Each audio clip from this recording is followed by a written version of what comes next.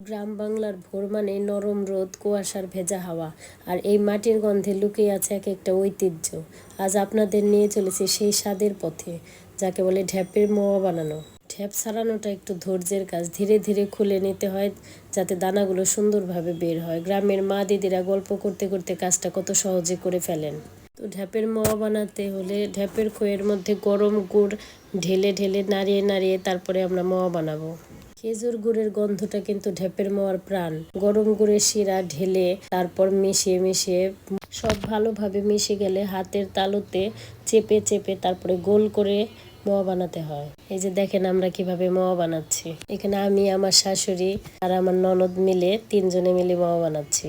এক একটা মোয়া মানে শুধু খাবার না, আর আমাদের গ্রামের স্বাদ। গরম গরম ঢেপের মোয়ার গন্ধ যে নস্টালজি আছে, সেটা শহরের কোনো মিষ্টিতেই নেই। এটা আমাদের গ্রামের গল্প, আমাদের শেকড়, আমাদের ঐতিহ্য। খুব সাধারণ উপকরণ, খুব সহজ রেসিপি, কিন্তু স্বাদ একেবারে গ্রাম বাংলার হৃদয় থেকে আসা। এটাই ঢেপের মোয়া।